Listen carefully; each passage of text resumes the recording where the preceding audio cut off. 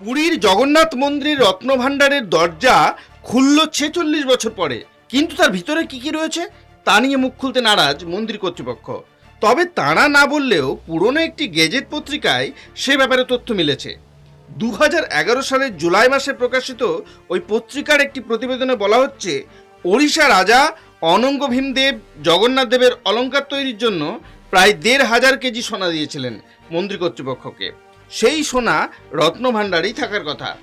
ওই প্রতিবেদনে এও বলা হয়েছে যে শুধু বাইরের প্রকোষ্ঠেই রয়েছে জগন্নাথের একটি সোনার মুকুট এবং ৩টি সোনার হরিৎকণ্ঠী মালা।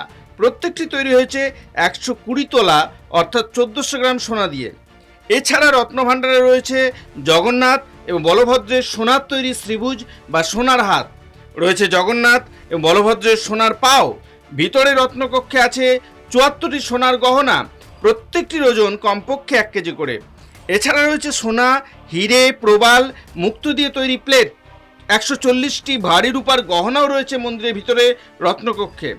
এছাড়া জগন্নাথের অলঙ্কার সামগ্রীর মধ্যে রয়েছে সোনার তৈরি ময়ূরের পালক, কপালে পরা সোনার পট্টি যার নাম চালুপাটি, রয়েছে জগন্নাথের সোনার কানের দুল, শ্রীকুণ্ডল, সোনার কদম্বমালা, সোনার চক্র, সোনার গদা, সোনার পদ্ম এবং সোনার শঙ্খ।